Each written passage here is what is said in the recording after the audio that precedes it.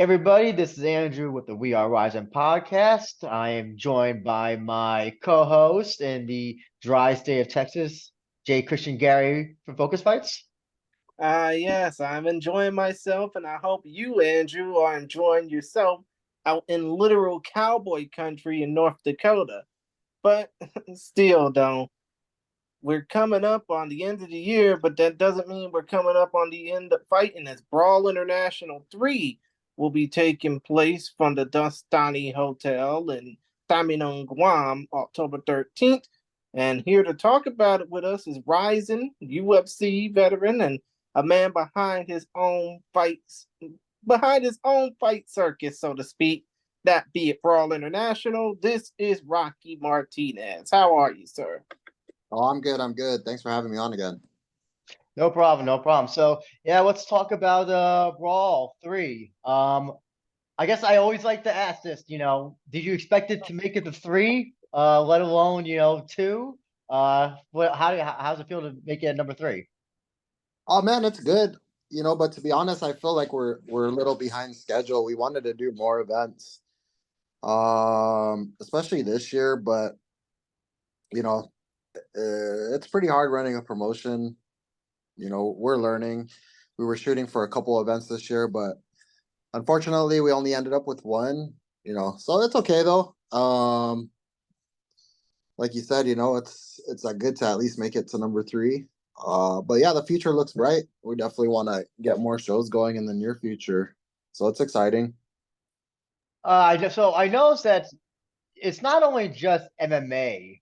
You just don't do MMA. You're having kickboxing. I think you're having a grappling match as well, if I'm correct. Yeah. So I'm curious to know, as a somebody who is a promoter, why do you choose to go that route instead of just a full-on MMA card? I think a lot has to do with Guam is people just like combat sports out here, so we're just trying to feed into everyone. Everyone we want to, in a sense, please everyone with some combative sports, and we actually even have a pure boxing match on this card as well. So we got boxing, we got a Muay Thai fight, and we do have a no gi grappling match. So it's just we like to cater to everyone and get everyone involved in the show.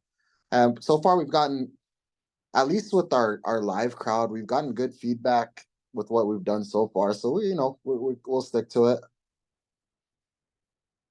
And also, I'm curious to know, are you still sticking by the same rules as the past ones, where there must be a finish or it goes to a draw? Yes, that's still the same right now. Yeah, do you see yourself? Do you see the promotion keeping those rules forever, or do you think, I don't know, it might evolve into kind of just a traditional goes to a decision if no finish or anything like that? It's hard to say right now. With the last event, we felt like the fights were actually pretty exciting with that rule set. But I do know on the other hand, it can be disappointing maybe for some guys who it's a one-sided fight, but somehow the other guy survived and they still managed to get a draw. So we're just still kind of playing the field. It's still early.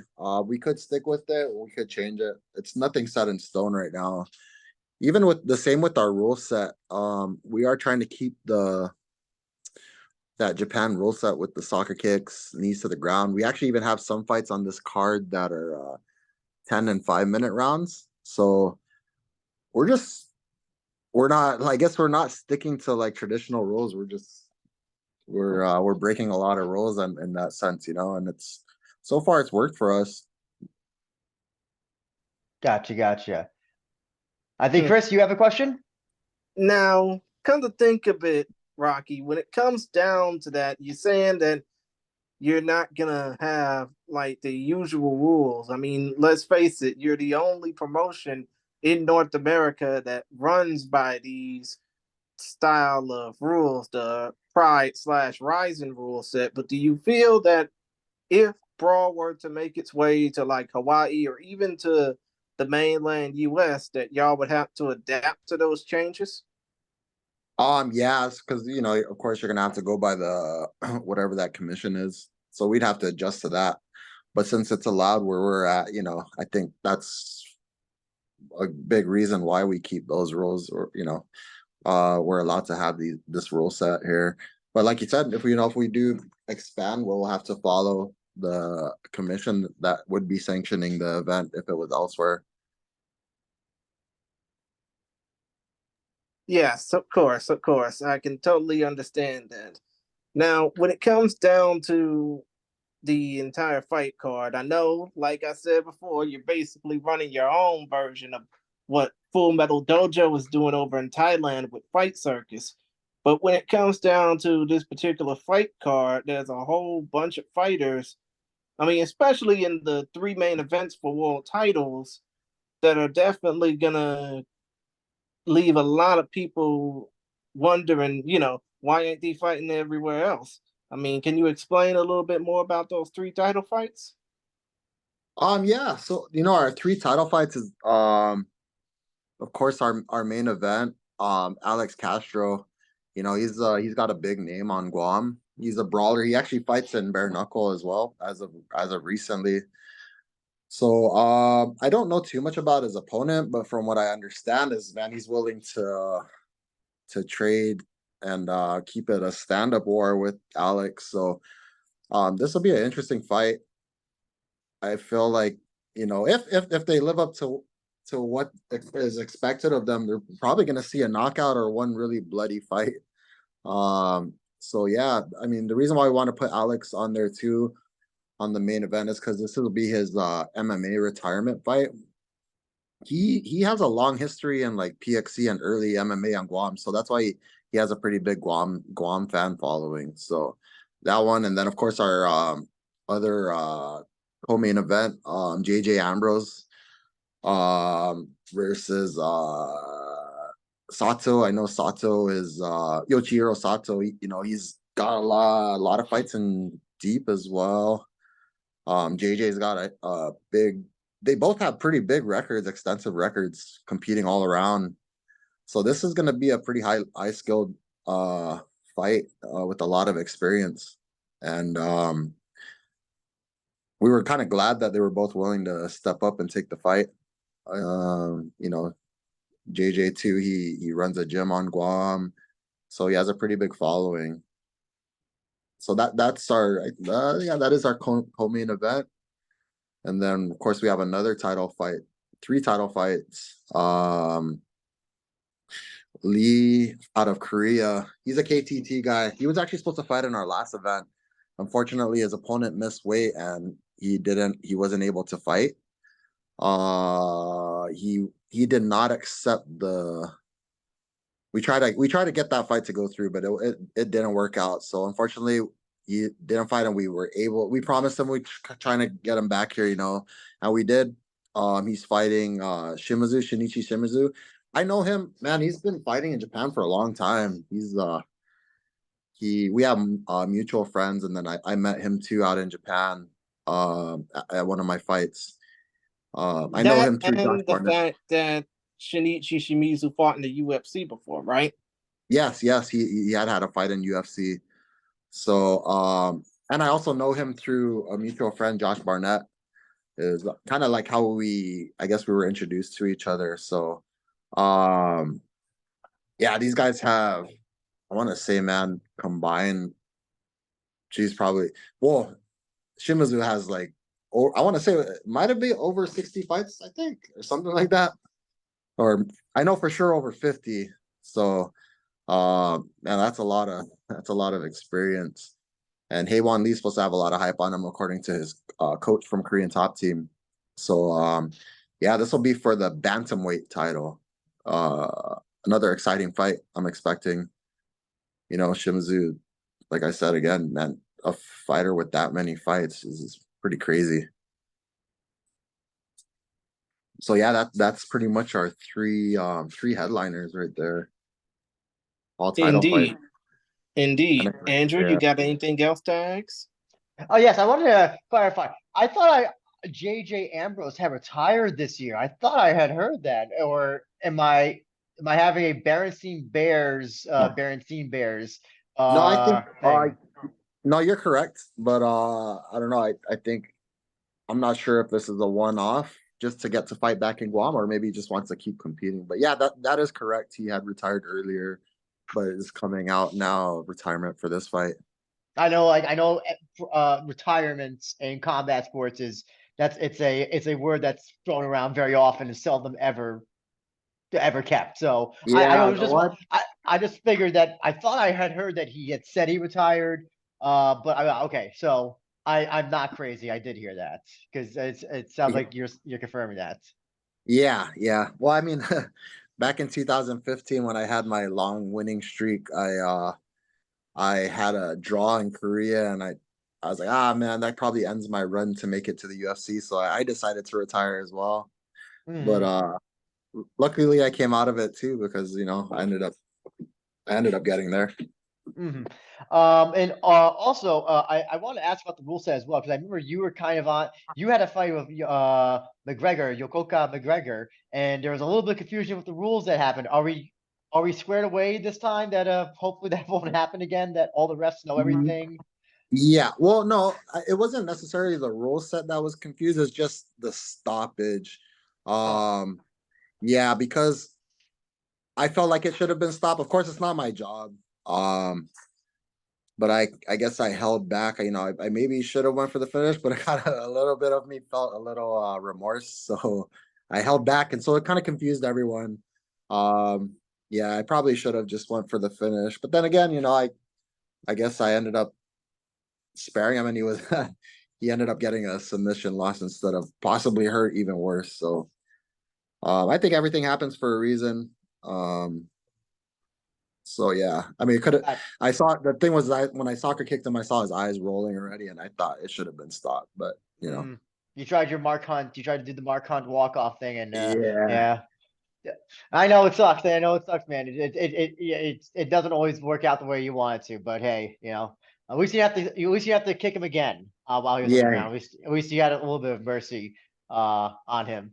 Um, yeah, I want to ask you about some of the I guess I don't know if they count as prelims, but I guess before the three main events, you got like you said, you had the boxing fight, you have the kickboxing fight as well, the grappling match with Frank Camacho as well, and the Saunders Lee fight, which I'm looking forward to because it's just two big men going after each other. I like how it's called the Superman Heavyweight. Is that the name of is that Brawl's official heavyweight division? Is it called Superman Heavyweights?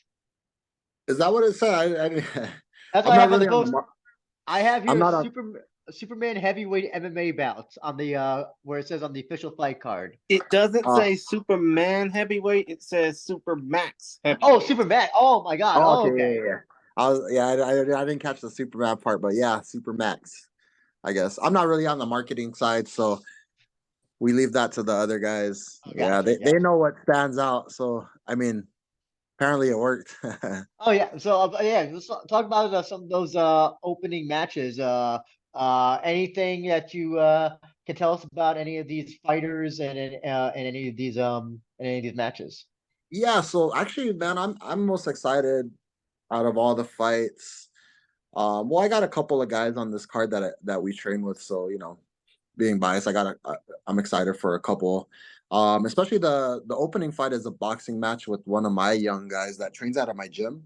Um, Hirao Akfaji, he trains out of my gym, so I'm excited, man. He's a young kid with a lot of potential, and it'd be a good test to go against the. From what I hear, the guy's his opponent is a pretty tough opponent.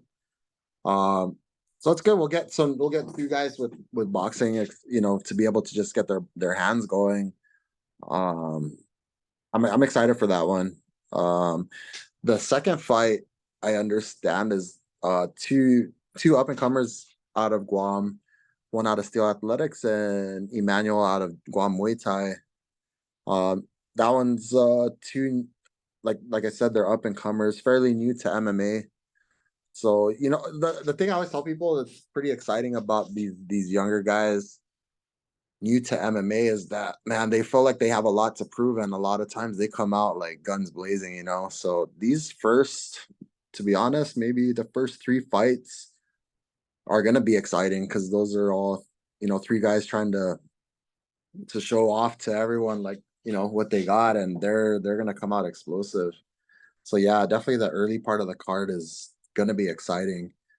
You know, you get sometimes you get guys who are so skilled and evenly matched up that it can turn out to a boring fight. But man, from what I've seen, all these young guys trying to prove themselves, those are always exciting fights. So yeah.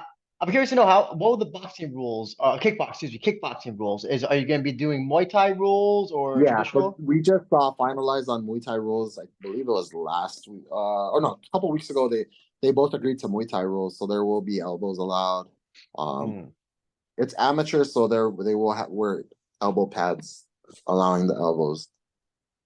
Gotcha. And yeah, I'm really looking forward to the Supermax match between Earl Saunders and I'll get the other guy, Ho Jun Lee. Yeah, can you tell us about that? Because listen, someone's gonna get knocked out in that fight. Probably maybe first minute, I think. Yeah, I guess on their Instagram stories, these guys been talking a little crap about each other. So um, I don't know what the bad blood is between them two, but they're talking about how they're gonna throw down. So that'll be exciting. Of course, heavyweights for the most part are usually pretty exciting because it's bound to be a knockout. And Hmm. yeah, man, I'm excited for that one too. Hmm. And listen, I'm a grappling nerd. Frank Camacho, Anthony Cruz too. What was their first fight? Was that the first brawl? Was No, so they actually competed in another local grappling event here. It okay. was a no-gi match, and Anthony submitted Frank like it was around the 10 or 12 minute mark, if I'm not mistaken. So, Frank's kind of coming out, he wants to get his win back. And Anthony Mm. Cruz is probably right now Guam's like one of his best grapplers, or one of our best grapplers as of right now. He's the most active, been winning the most, so it's a high level grappling match. Frank's of course making it to the UFC. He's obviously got pretty good Uh, grappling just skills. just quickly as well, I just wanted to ask. I know that Asia Open has their usually the Guam thing. I believe. Have you ever competed in that? I Asia IBJJF. Yeah, I did. This was a long time ago. Maybe like this was my first gi match I've ever competed in, but that was like maybe 2009-ish. Yeah, so It's it was just about sorry. Go ahead. yeah, about 2009 or 2010.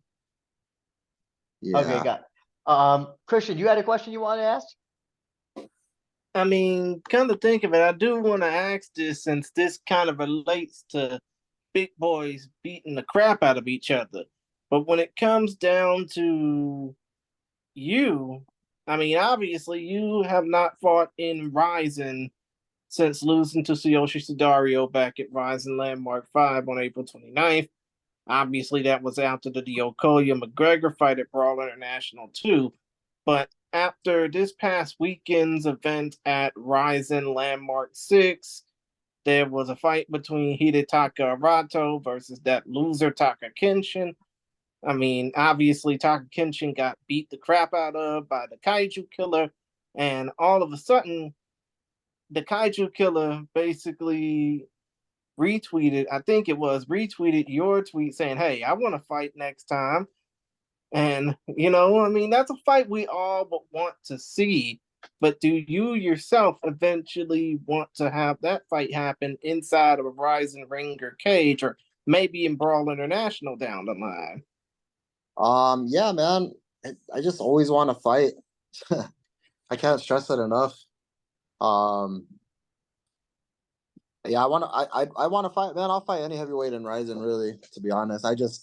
I saw he won, and I kind of tweeted it out. I just noticed that tweeting nowadays is like Mm, it's a good way to get your fights going, man. true. Especially because there's a whole lot of crap being slung in that platform. Yeah, it's that's the new way to go. Um, so yeah, even what's his name? The tall man, his name's not coming, and it's not out of disrespect to him, but he's a tall heavyweight. Um, um, Are Dang it. you talking about Rio Saito or No. He actually Shibisai? beat yeah. She was like, yeah. I mean, because I know that you fought 6 times in Rizin. I think you might have bumped into him before, but you've always wanted to fight those guys. Shibisai, Hideki Sakine, maybe another go at Sudario. Yeah. Yeah, man. Like I said, I wanna fight in Ryzen as much as I can, especially I'm almost towards the tail end of my career, so it's you know, And I mean, with yeah. the influx of international fighters coming back into Rizin, obviously heavyweights are basically slowly trickling in, like yourself. But do you feel that eventually, like within the next couple of years, Rizin will just open the floodgates and have a Rizin heavyweight championship division? Oh man, that'd be ideal, man. I don't see who wouldn't want that to happen, you know. I do like the fact that they, like you said, they've been bringing in more heavyweights.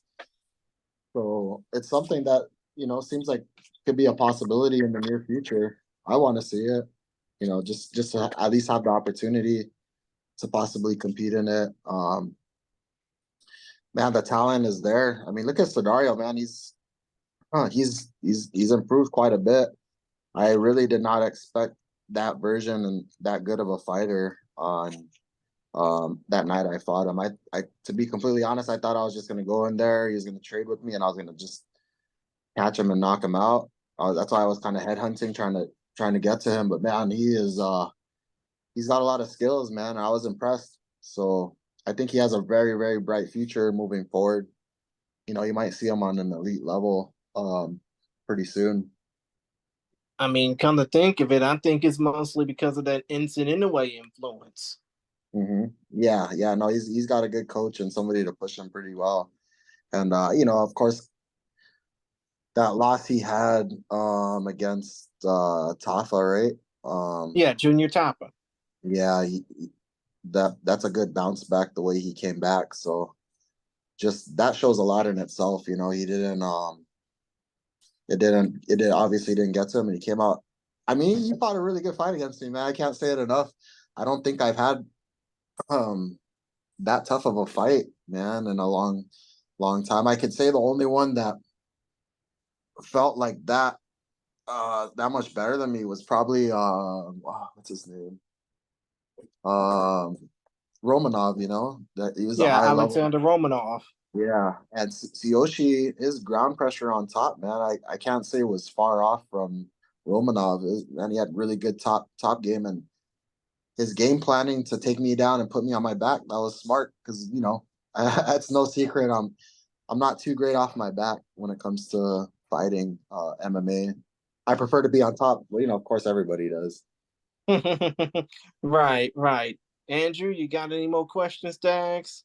Yes, sir. So I also want to ask, so the date is going to be October 13th, Friday. Hey, did you specifically choose Friday 13th for Yeah, no, so Melker, me and Melker, he's one of he's our other partner, he kind of this was the whole brawl thing is kind of his idea. So we always talked about it that Friday the 13th is a good luck day for me. So huh. for me personally, because I've just always had good luck. I actually won my PXC title off a crazy knockout in on a Friday the 13th. And ever since then, Friday the 13th's always been a good day for me. So when he was I think he was the one that got the date options with the Dusitani on Guam.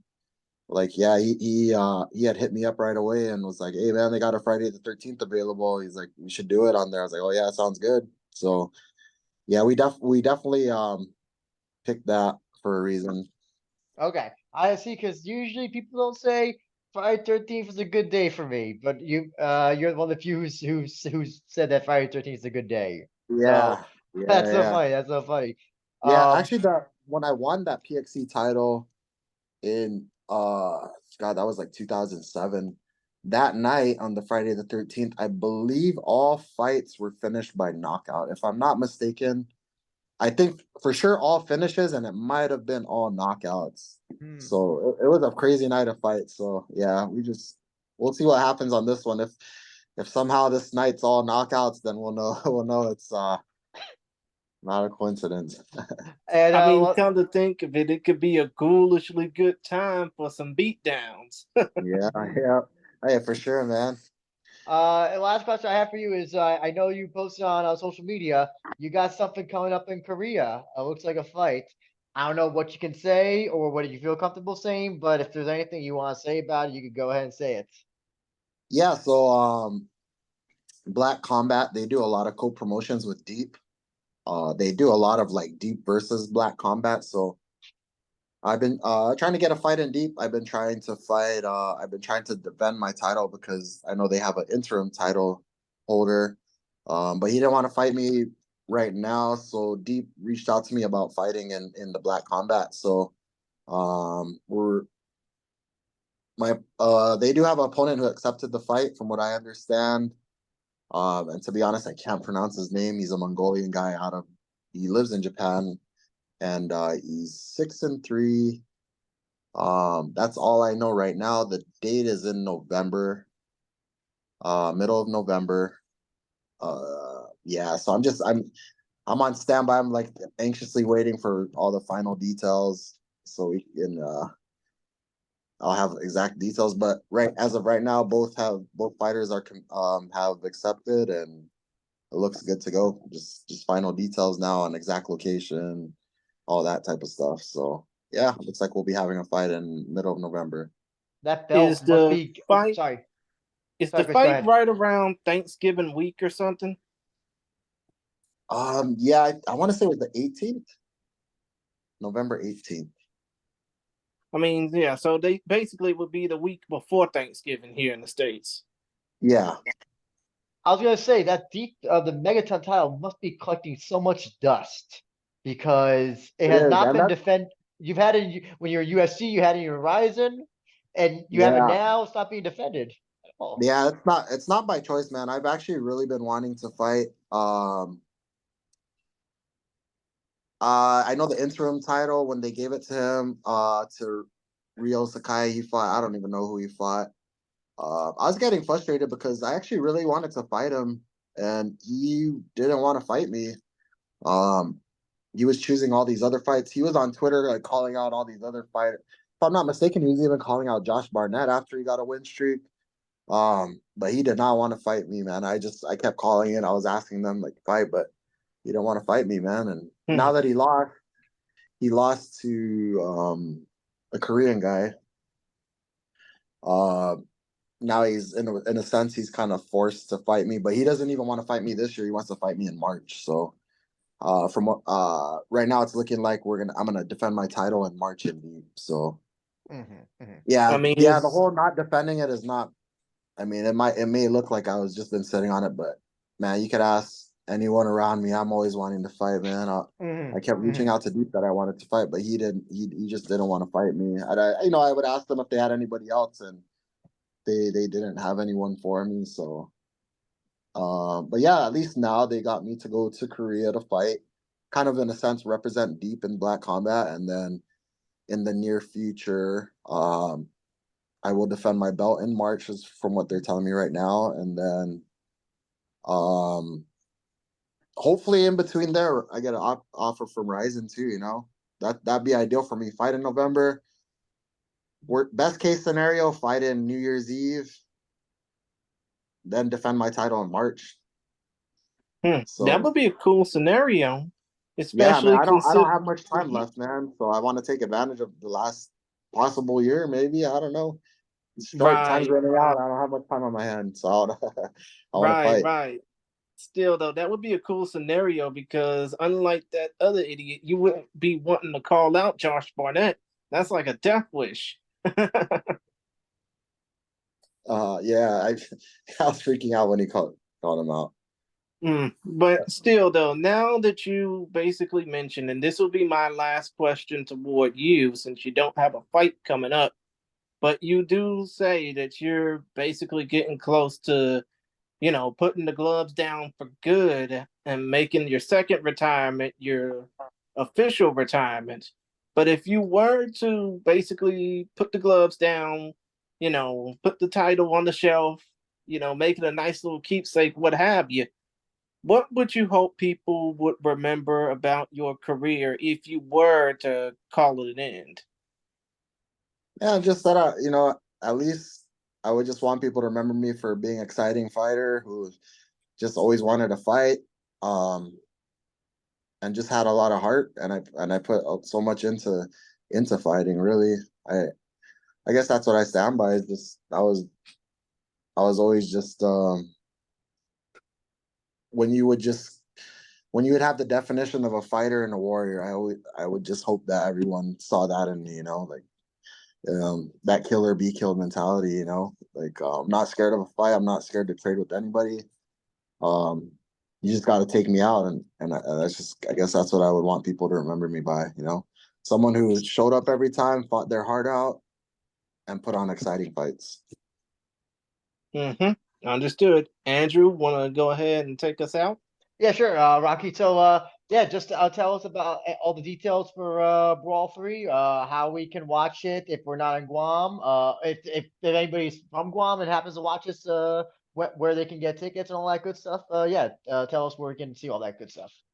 Yeah, so we're gonna have Brawl broadcast on YouTube on our Brawl International channel, I believe.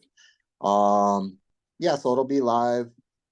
Also, people who want to get tickets, I still have some tickets here at my gym at RM Sports Boxing Kickboxing Academy, and also we have some VIP left and cocktail tickets left for sale at Coffee Slut as well. So the tickets are getting pretty low right now. It's like I said, there's only a few VIP and a few cocktails left, so it's gonna fill up again.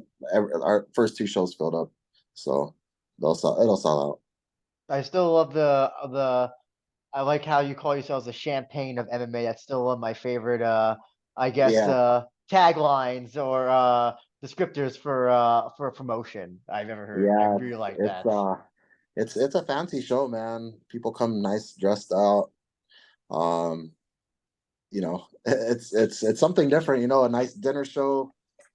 Definitely one of a kind date night kind of deal you can do with your other half, or even just come with your friends, man. It's a way to come out, dress out, and show out and enjoy some nice fights. Hmm. I mean, come to think of it, the champagne of MMA sounds more fancier than, say, like the fighting prom or something. Yeah, yeah, no, yeah, definitely. I'm, It's catchy. I'm curious to know, has anybody ever, I don't know, you either heard or complained they wore their nice suit, their cocktail dress, whatever, and then they got like blood on like their thing. Has that ever happened? Have you ever heard of that ever happening so far? It hasn't happened yet, man, but at least not that I'm aware of. But hopefully it does happen soon. And man, our canvas definitely has a lot of blood stains on it, though. And yeah, so I know that, and we can look forward to your fight being announced officially for Black Combat, Deep, and all that stuff. Yeah, hopefully you get a thing in Rising, but as well. Well, where can people reach out to you, follow you on social media, and all that good stuff? Yeah, man. Best bets to follow me on Instagram. That's probably where I'm most active with my posting. So it's Roque_Martinez 86. Yeah, man. I'm pretty active on there. So if you want to keep up, that's definitely a good way to follow me. Great, and yeah, also you have a Twitter as well. I know you were Oh yeah, never yeah, into social media before, and then suddenly you just had to kind of like dive deep into it. yeah. Uh, Yeah, I do have a Twitter as well. I'm not as active in there as I should be, but I'm trying to get there. So hopefully, I mean, hopefully it's okay, Rocky. It's okay. We totally understand. You're at Rocky Martinez 86 on Twitter, but nobody wants to be on Twitter anymore because of the craziness and stuff that goes on there. yeah, I know. I've been hearing a lot of that, man.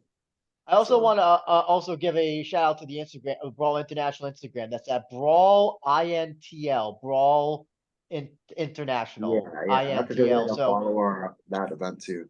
Yeah, so yeah, anybody who wants to follow all the updates and when Brawl 4 hopefully happens as well. But yeah, Rocky, we appreciate you taking your time out to talk to us. Looking forward to Brawl, I've seen all the shows. I'm looking forward to the third one.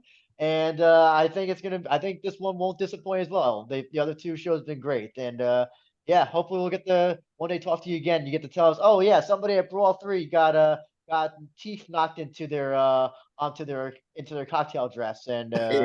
yeah Not like or something cocktail dress, more like cocktail drink. yeah or something Yeah. oh something like that, yes, yeah. But All again, yeah, but again, Rocky, we appreciate your time and we hope we can definitely talk to you again soon when you have another fight Mm, coming up. all right. Hey, thanks again. Thanks for having me. Appreciate you guys.